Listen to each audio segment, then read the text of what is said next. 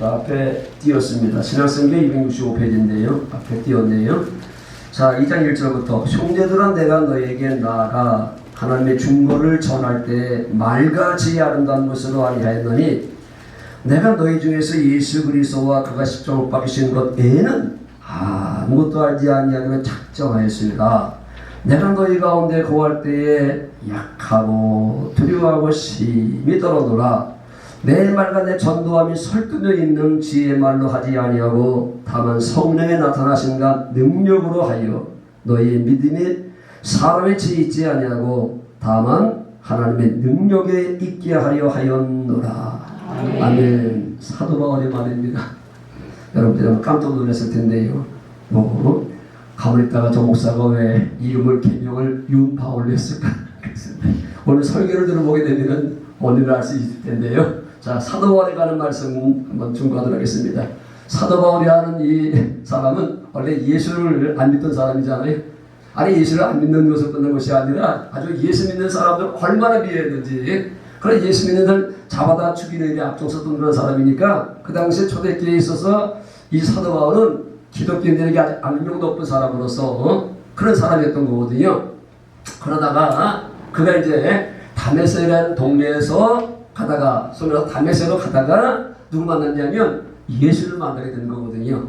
그래가지고 그 위에 그는 이제 평신도 생활도 해봤고 그리고 또 목회자 생활도 해봤고 그리고 나가서 선교사 생활도 다 해봤는데 그가 이제 결론에 맺은 게 바로 뭐냐면 오늘 말씀이 그겁니다. 3절 보면 내가 너희 가운데 거할 때 약하고 두려워하고 심히 떨었다 라고 얘기하게 되는데, 아니 사도 바울이 뭐가 떨 수 있겠는가? 사도 바울은요 이미 예수 만난 이후에 자기의 목숨을 주님 위해서 바치기로 작정한 사람이잖아요. 살아도 주를 위해서 죽어도 주를 위해서 살기로 작정한 그런 사람이니까 결혼까지 이제 포기했던 사람이니까요. 결혼까지 포기하고 그는 이제 선교사의 길을 걷다가 마지막에 이제 순교로 끝나게 되었는데, 근데 사도 바울이 갑작스럽게 고린도 갔었을 때 내가 약하고 두려워하고 심히 떨었다, 약한 사람이 아니거든요. 그는 공부도 많이 한 사람이고 재산도 많았던 그런 사람이고요. 그 당시에 이제 보통 학문은 헬라 철학이라 하잖아요. 종교는 히브리 종교인데 이걸 양대 산맥이라는데, 이 사도 바울은 원래 본래 이름은 이제 사울인데요. 주님 만나기 전에 이 사람은요 이 양대 산맥을 다 통달했던 사람이니까요. 그러니까 대단한 사람이잖아요. 헬라 철학과 히브리 종교 이게 양대 산맥인데 그걸 다 통달했던 사람이 사도 바울이니까요. 그리고 그 당시에 참 얻기 힘들었던, 요새는 이제 미국 시민권만 가지고 있어도 대단하다는데 그 당시에는 로마가 세계를 지배하고 있었을 당시였기 때문에 로마 시민권을 가진다라고 하는 건 대단한 건데, 사도 바울은 또 로마 시민권, 유대인으로서 로마 시민권을 얻는 거잖아요. 그 당시에는 로마 시민권을 얻는 방법이, 그러니까 로마 시민이 아닌 사람이 로마 시민권을 얻기 위해서는 몇 가지 조건이 있었는데, 로마로 해서 아주 혁혁한 공로를 세운 사람에게 로마 시민권을 줬고요.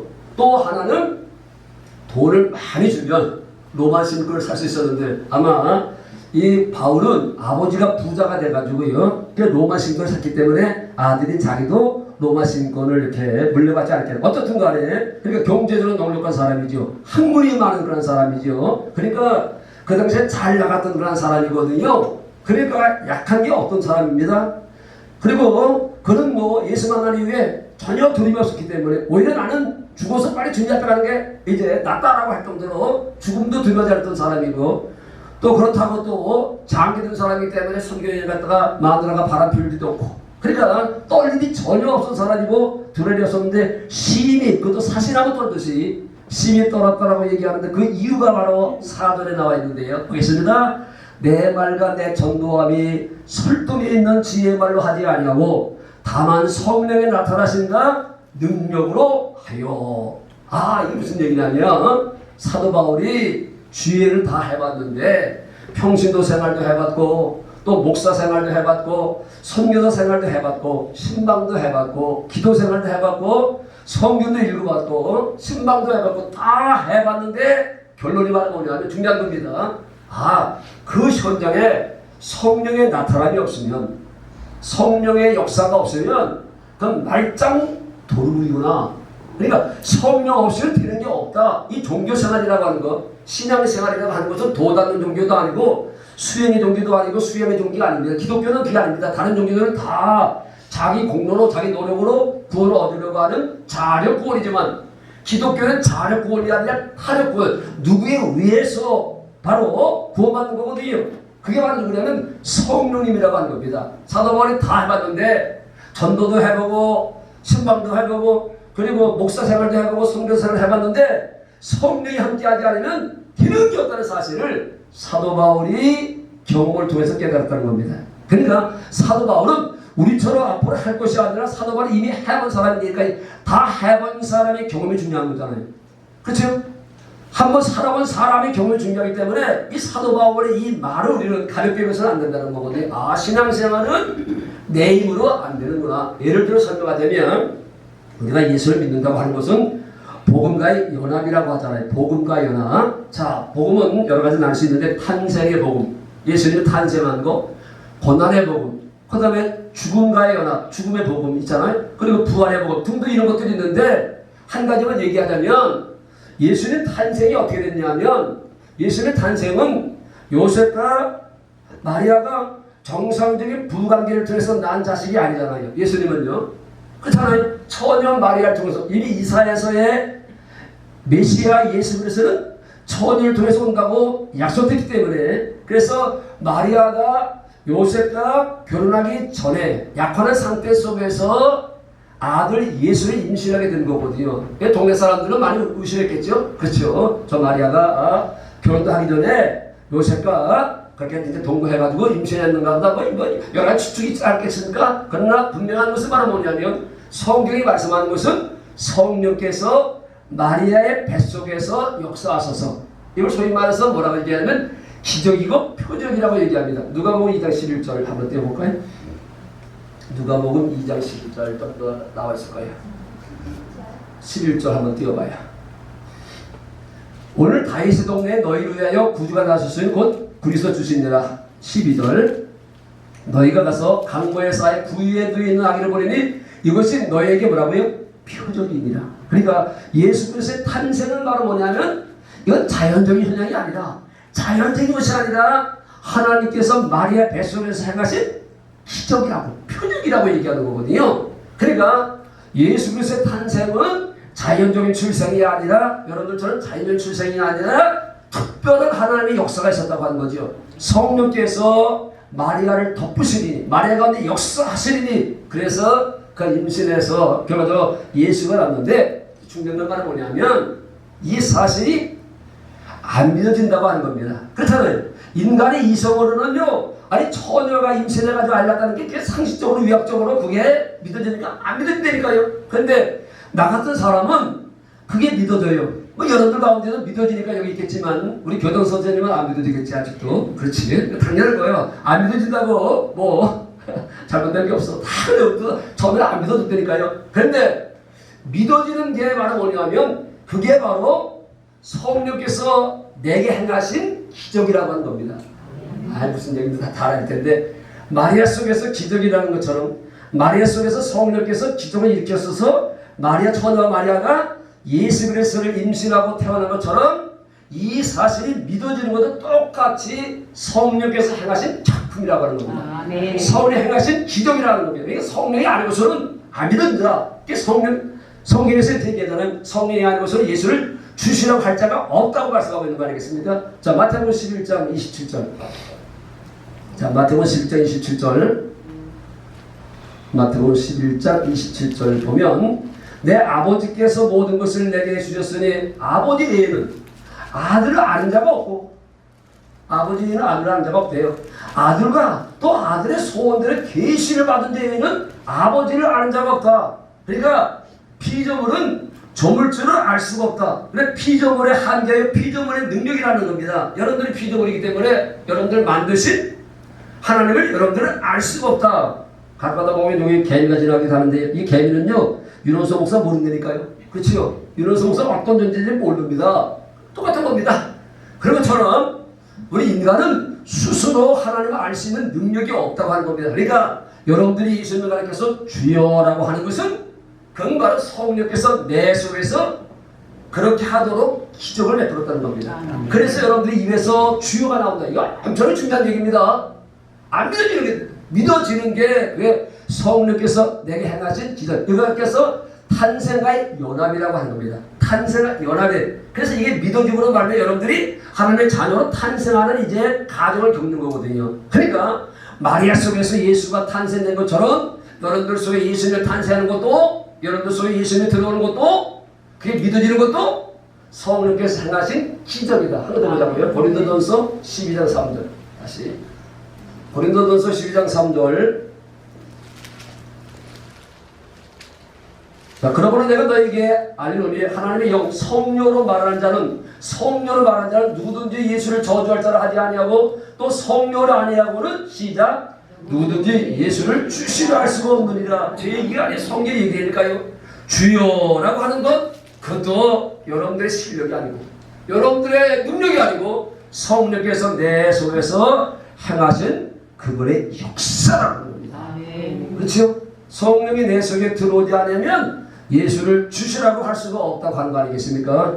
자, 어떻든 간에 사도 바울은 주의를 해봤는데 성령의 도우심이 없이는 안 된다. 그래서 고린도에 갔었을 때 그때 사도 바울이 왜 들어오게 떨어지냐면 사실 고린도 가기 전에 그 전에 들린 곳이 바로 어디냐면 아테네라고 하는 거 들렸잖아요. 여러분들 아테네라고 알잖아요. 그 당시에 아덴인데 거기는 저도 뭐 이제 거기 갔다 왔지만 거기는요 철학의 도시입니다. 그러니까 밥만 먹고 인생이 뭐냐라고 하는 것에 대해서 논하는 철학자들이 모여있는 곳입니다. 거기 복음을 증거하겠다가 사도 바울이 그때 자기 실력발을 한번 해봤던 거거든요. 왜? 사도 바울은 헬라 철학에 대해서 아주 그런 이제 통달했던 사람이기 때문에 모처럼 아테네 갔더니 대화가 되는 사람이 있거든요. 말귀를 알아듣는 사람이 있고요. 서로 이 대화가 되잖아요. 그러니까 철학자들이기 때문에 대화가 되잖아요. 그래서 모처럼 자기가 배웠던 실력 발휘를 했는데 결과적으로 실패하고 말았습니다. 그러니까 자기 실력 가지고 영원히 살릴 수 있다고 안 했거든요. 자기 능력 가지고 안 된다는 사실을 사도 바울이 깨닫고 실패해가지고요. 어디로 낙심해 왔냐면 고린도에 왔었습니다. 고린도에 와서 그가 한 얘기가 겁니다. 아 그렇구나. 주님의 일이라고 하는 것은 내 실력 가지고 하는 것도 아니고 내 배운 지식 가지고 되는 것이 아니다. 내가 배운 지식을 가지고 그들을 설득을 시키려고 했는데 결과적으로 말싸움은 벌어지게 논쟁 벌어져가지고요. 영어는 공부하지 못하고 그런 그들과 말싸움하다 끝난 거거든요. 그래서 아 그렇구나. 주님의 일이라고 하는 것은 내 힘으로 되는 것이 아니고 내 능력으로 되는 것이 아니고 내 지식으로 되는 것이 아니라 그분이 도와주셔야만이 되는구나 라는 사실을 사도 바울이 깨달은. 그래서 고린도에 왔을 때 여기서도 성령이 나타나지 않을까 하면서 성령이 역사하지 않을까 하면서 사실하고 떨어지게 떨어지는 거거든요. 저도 제가 원고없이 설교하잖아요. 말씀은 되게 없는 목사가 원고없이 설교할 수 있는 것은 믿는 백이 있거든요. 내 안에 계신 성령님이. 성경은 뭐라고 얘기하느냐, 말하는 너희가 아니라 너희 속에 말씀하신 자 그 아버지의 성령이신다. 그러니까 너희는 무엇을 말할까 염려하지 말아라. 다음 주에도 이런서 목사야, 너는 저들에게 무엇을 말할까 염려하지 말아라. 말하는 네가 아니다. 네 안에 하나님의 성령께서 너의 입을 통해서 말씀하시는 것이니까, 그러니까 걱정하지 말아라. 맞잖아요. 그 사전에 오게 되면 복음 증거하다가 감옥에 갇히기도 하고요. 권세 있는 자들 끌려가가지고요. 신문을 받을 때 그때 전혀 두려하지 마라. 내가 그때 할 말을 내게 주리라. 그 시에 그때 너는 무엇을 변명할까 말하지 말고 네가 무엇을 할까 연구하지 말고 내가 그 시에 그때 내가 너에게 할 말을 준다. 그리고 성경은 보혜사보다 아버지께서 내 이름으로 보내신 성령 그가 너에게 모든 것을 가르쳐 주시고 성경을 통해서 모든 것 하나님과 예수에 관한 모든 것을 가르쳐 주시고 내가 이미 너에게 3년 전에 말한 모든 것들을 그때 되면 생각나게 하리라. 그런 것들이 다 뭐냐면 성령께서 행하시는 거거든요. 그러니까 성령께서 무엇을 말할까 주시고 머릿속에서 계속해서 성령께서 생각을 주시니까 그렇다고 기회되고 오늘 이 말아 저 말아 그런 하는 분이 아니라 성령 말씀하실 때 어떻게 말씀하신다고요? 생각으로 말씀하시고 마음으로 말씀하시는 그게 성령의 음성입니다. 그렇죠? 그러니까 생각의 배후에는 그걸 좀 어렵게 얘기하면 사상이라고 하는 건데, 배우는 항상 뭐가 있냐면 여기 있는 겁니다. 여기 있지요. 교도소에도 아마 그거 많이 경험했을 텐데, 응? 두려워하는 마음, 그렇잖아요. 슬픈 마음, 그리고 좌절하고 싶은 그런 마음, 죽고 싶은 마음도 들어왔었잖아요. 예? 이런 것들은 다 그건 내 마음이 아니고 내 생각이 아니고 악한 영이 그 속에다가 그 생각을 집어넣는 겁니다. 이제 그게 더 지나치면 어디로 가는 거예요? 자살로 가는 거잖아요. 그렇죠? 그러니까 사단은요 항상 사람들을 그런 쪽으로 끌고 가가지고 마지막에는 죽이는 겁니다. 왜? 사단의 사명이 죽이는 거니까. 그러나 성령은 말 그대로 살리는 영이 되니까, 살리는 영, 용서하고 살리는 영이 되니까요. 그렇잖아요. 누가 뭘 실수하면 아이고 권사가 돼가지고 그렇게 실수해? 그건 성령이 하시는 일이 아니니까요. 우리 이명권 사람이 오래간만에 왔는데, 그러면 아이고 이게 권사가 돼가지고 그래 빨리 오랜만에 왔다가 미운 생각이 들어가는 것이 아니라 들어오는데 내 얼굴 천사처럼 바뀌었잖아. 그치? 이명권 사가 들어오는데 내 얼굴이 앞에 있는 사람이 봤을 거예요. 저 목사님이 갑작스럽게 저렇게 웃고 있는가? 아니 이명권 권사님 몇 달 만에 왔잖아. 한 영혼이 왔으니 그건 가구가 중요한 것이 아니에요. 한 영혼이 와서 여기 앉아있다고 하는 게 중요한 거예요. 왜? 예수님은 항상 살립니다. 이 사랑이라고 하는 것은 섬겨서 살려서 하나 되게 하는 거예요. 이게 바로 기독교 역사예요. 예수는 절대 안 죽입니다. 절대 안 죽여요. 우리 교장 선생님이 나한테 사람 살인하면 그거 용서받을 수 있냐고 얘기하는데, 아니 살인 때 이상도에 하나님 용서하시는 거예요. 그렇잖아요. 다 29살인줄 안 보면나 가는줄 안 보면나 하여튼간에 시원정에서 가늠하다 잡힌 여인도 내가 널 정죄하지 않으니, 예수님은 절대 정죄하기 위해서 오신 분도 아니고 심판을 위해서 오신 분이 아니고, 그거는 오직 예수 말 그때가 살리기 위해서 예수가 살리는 거니까. 그래서 오셨다니까요. 어떻든 간에 성령께서 이렇게 역사하심으로 말미암아 우리가 예수를 믿게 되는 것이고 신앙생활을 하는 것이고, 그리고 내 삶도 감당할 수 있는 겁니다. 어떤 사람도 그래요. 아니 공산당이 쳐들어와가지고 내 이마에다가 권총을 갖다 대고 너 예수 믿을래 안 믿을래? 그럼 어떻게 할 것인가? 그럼 여러분도 어떻게 했어요? 여러분들 다 예수 안 믿겠다 할 거예요. 그러나 그때 나는 예수 믿겠다고 하는 것은 여러분들의 실력이 아니고 여러분들의 능력도 아니고 여러분들의 용기도 아니고 그 시에 성령께서 내게 용기를 주셔서 나는 죽을지어도 예수를 포기할 수, 이거는 여러분 실력이 아니니까요. 나도 그러면 이제 포기할 수밖에 없어요. 그러나 순교할 수 있는 것은요 순교의 영이 많은 거예요. 그러니까 탄생의 연합, 고난의 연합이라는 게 바로 뭐냐면, 여러분들이 예수를 믿으면요 반드시 이제 탄생다는 뭐가 있냐면 고난이 있게 돼 있어요. 고난. 여러분들이 예수를 믿으면요 따라오는 게 고난이 있다니까요. 아마 이 교장 선생님도 아마 그런 고난을 당해야 될 텐데 왜 그런지 알아요? 우리 교장 선생님 속에 70평생 동안 있었던 놈이 있거든요. 보이지 않는 놈이. 그게 바로 악한 영이라네. 그게 이제 예수가 들어오면, 예수 여기 들어오면 그건 밀려나가잖아. 그럼 밀려나가는데 아니 70년 동안 주인으로 한 녀석이 그런가에 해코지를 한다니까요. 해코지 둘릴 필요가 없어. 그게 바로 고난이라고 하는 거예요. 그게 딱 뭐냐면 시기하고 질투하는 거예요. 아니 저 녀석이 평생 다 믿더니 어떻게 되더니 뭐 동해 가가지고 유로서 목사 만나더니 저게 예수 믿더니 아이고 나를 그렇게 무시해? 그래가지고 잠시 시기하고 질투하거든요. 그래서 예수 믿으면요 권당하는데, 그게 바로 누구를 통해서 오냐면 나와 가까운 사람들을 통해서 오게 된다는 거죠. 아마 사모님이 될 거예요. 나 천주교 나가는데 당신은 왜 개신교 가는 거 그럴지도 몰라.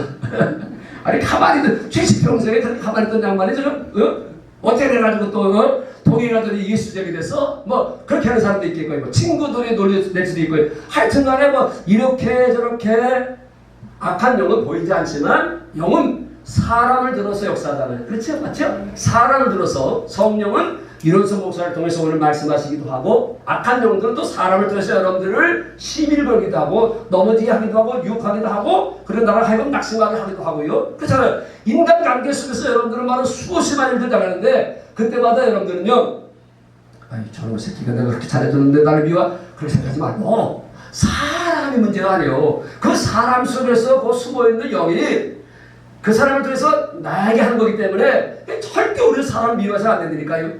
무슨 말이 아시죠? 그 사람을 통해서 역사하는 그 악한 영이 미운 거지. 남편이 그렇게 술만 먹고 그렇게 나쁘게도 그거 남편이 잘못 아시니까 아니니까요. 남편 속에 있는 그 알코올의 영이 역사하거나 하여튼 그런 것들이 역사해가지고 남편이 그렇게 아내를 괴롭히는 거지 남편 본심은 그렇지 않다니까요. 그러니까 우리는요 속어서는 안 됩니다. 우리의 싸움은 혈과 육과의 싸움이 아니라 사람과의 싸움이 아니라 바로 악한 영들과의 싸움이라잖아요. 악한 영들, 사단과의 싸움. 평소에 여러분들은 천국 갈 때까지 이 세상은요 마귀가 존재하는 한 여러분들은 끊임없이 싸움을 하는데 그걸 가리켜서 영적 싸움이라고 하는 건데 근데 이걸 이기게 하는 것은 여러분들이 못 이깁니다. 못 이기게 절대 못 이긴다니까요. 아니 사람이 와가지고 손석을 해가지고 여러분들을 이간질 시키고 넘어지게 하고 열두감을 주기도 하고 그런 것도 어떻게 여러분들이 이깁니까? 그냥 그런 똑같이 머리끈을 붙잡고 싸울 수밖에 없죠. 그러나 이런 유혹을 이런 것들을 이길 수 있게 하는 영을 받았더니 이게 바로 성령이라는 거죠. 이걸 가르쳐서 고난의 영이라고 하는 겁니다. 아까 탄생과 연합시키는 건 탄생의 영이 있는 것처럼 고난의 영, 고난 가운데 꼬라박게 하는 영이 아니라 고난을 이기게 하는 영이 있다는 거죠. 그래서 여러분들이 이기는 겁니다. 우리보다요 초대교회 당시의 성도들인데 예수 믿는 것은요 목숨을 내걸었다니까요. 지금 예수 믿는다고 시기버린 사람이 누가 있어? 예수 믿는다고 감옥에 들은 사람이 있어. 공산국가 빼놓고는 없잖아요. 그러니까 우리는 자유롭게 예수 믿지만요 그 당시에는 예수 믿는다고 하는 것은 목숨을 걸었다니까요. 또 복음이 우리나라에 처음 들어왔을 때 예수님들은 뭐 제사 안 드는데 해가지고요 얼마나 많이 핍박받았습니까? 사실 제사는 우리가 안 지내지만 내가 조상 숭배처럼 보이기 때문에 부모 공경은요 기독교에 더 잘하게 되어 있습니다. 왜 성경에서 십계명 중에서 인간의 개념이라서 제일 앞서는 것은 네 부모를 공경하라. 부모를 거역하는 사람은 부모를 저주하는 사람들은 죽여버리려 할 정도로 효도를 강조하는데 누가 기독교를 가르쳐도 불의동결을 해? 제사 안 지낸다고? 아니 죽은 다음에 그 제사 지내는 뭐래? 살아생전에 잘하고요. 기독교는 살아생전에 잘하잖아요. 그러니까 기독교에 대해서 시비롭게 없다니까요. 자 이제 성경을 시간 나간데 자, 한 군데 보고 마치자고요. 자, 사도행전 9장 1절부터 보고 말씀 마무리하자고요. 사도 바울 얘기를 하려고 했던 건데 자, 사도행전 9장 1절 사도 바울이 어떻게 예수를 만난 얘기하고 난 다음에 그 30분 안에 마칠게요. 오늘 예식하기로 했잖아요. 미로 도토리 막국수 전복으로 갈까? 자, 사울이 주의 제자들에 대하여 여전히 우욕과 사기가 등등하여 저 사울이 예수 믿기 전에 이제 사울이야 바울인데 원래 주의 제자들에 대하여 여전히 위협과 사기가 등등하여 대제사장에 가서 체포영장을 발부하다 가지고 자 다메섹 지금 시리아 수도요 다마스코스 그러니까 얼마나 예수 믿는 사람들을 잡아 죽이려고 자기 나라도 아니고 시리아 이방 나라까지 갔다니까 다메섹 여러 회당에 가져갈 공문을 청하니 이는 만일 구도를 따르는 사람 기독교를 따르는 사람을 만나면 남론을 막론하고 결박하여 예루살렘으로 잡아오려 하리라. 사울이 길을 가다가 다메섹에 가까이 이르더니 홀로니 하늘부터 빛이 그를 들러비치는지라. 이게 이제 사울이 처음으로 주님을 만나는 거예요. 빛이 그를 들러비치는지라. 그 다음에 땅에 엎드려져 들음에 소리가 있어 이르시되 사울아 사울아 하늘에서 음성이 들려오는 거예요. 내가 어찌하여 나를 박해하느라 하거늘 대답하되 주여 누구시니까? 이르시되 나는 내가 박해하는 예수다. 사실 사도 바울은 예수에 대해서 잘 모르기 때문에 예수를 박해한 것이 아니라 교회를 박해한 거거든요. 초대교회를 아주 박멸시키려고 했던 건데 그런데 예수님은요 왜 교회를 박해하는 거냐? 내 몸이 교회를 박해하는 거지 않고 왜 나를 박해하느냐 무슨 얘기냐면 교회와 예수는 한 몸이라고 하는 거예요. 그렇지? 여러분들이 얼마나 귀한지 아십니까? 여러분들 하나하나가 예수의 몸이니까요. 그러니까 여러분들을 미워하는 것은 여러분을 박해하는 것은 곧 예수를 박해하는 거라는 거거든요. 무슨 말 아시죠?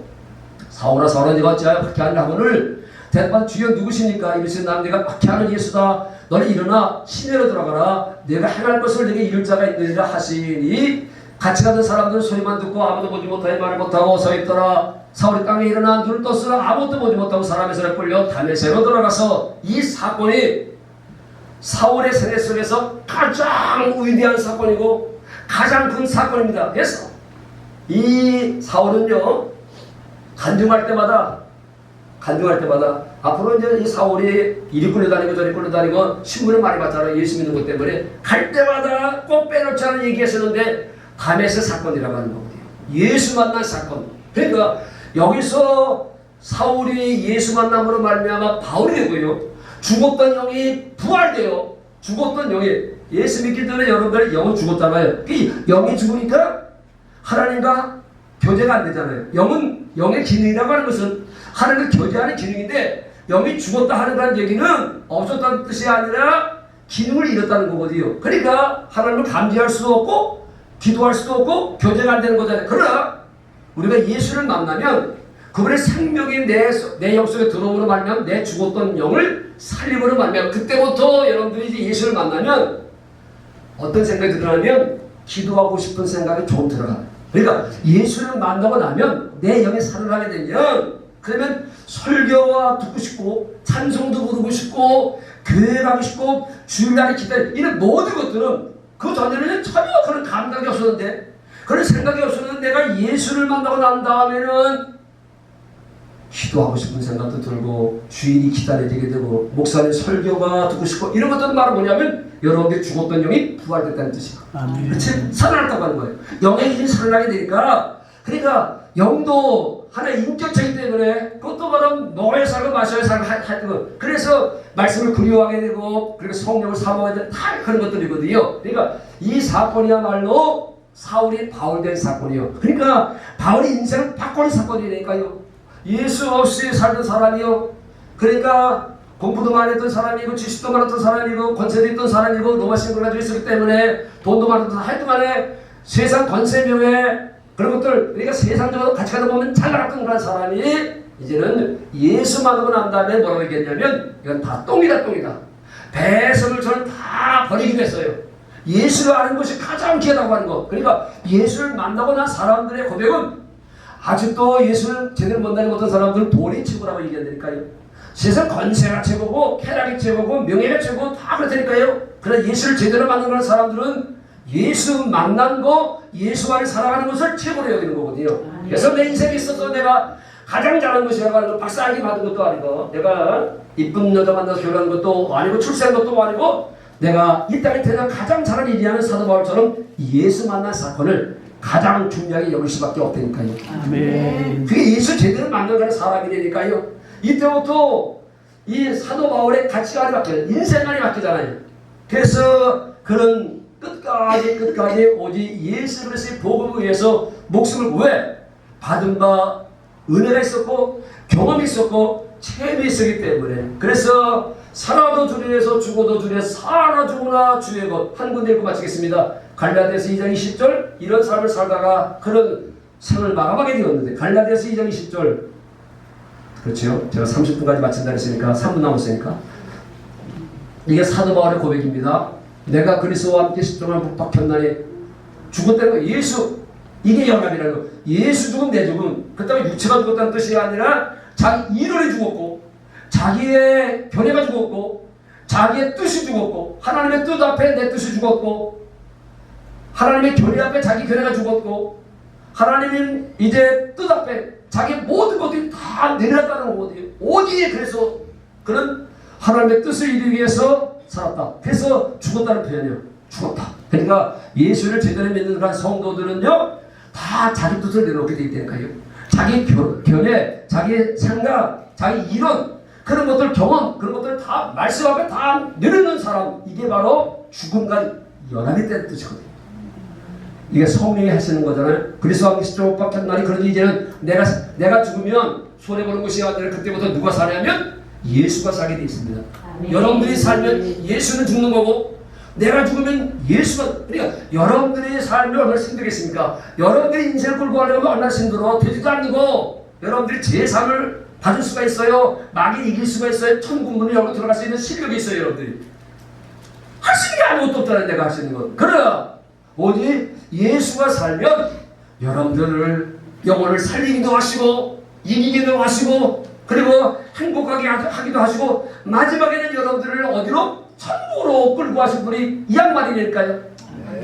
내가 사는 것이 아니요 오직 내 안에 그리스도 그러니까 예수가 살아가는 겁니다. 예수가 내 안에서 내 인생을 대해서 사랑하니까 그러니까 행복할 수밖에 없고 승리할 수밖에 없고 그리고 우리는요 끝까지 그 믿음을 지킬 수밖에 없으니까 내 실력은 안 된다니까 내게 사는 것이 아니오 내 안에 그리스도께 사시는 것이다. 이제 내가 육체 가운데 사는 것은 나를 사랑하고 여러분들 남편도 여러분들 자식도 여러분들의 뭐 경제적 문제도 건강도 다 그분이 책임져야 되고 그분이 끌어가야만이 여러분들은 승리할 수 있는 삶을 살잖아요. 내가 하려고 하면 되는 게 여러분들이 못 이겨. 암 이겨? 못 이겨. 아무것도 못해 우리 인간은 역하게 돼 있어요. 그러나 예수가 살면 아니 예수가 사는데 내 안에 예수가 사는데 뭐가 걱정이요? 그렇잖아요.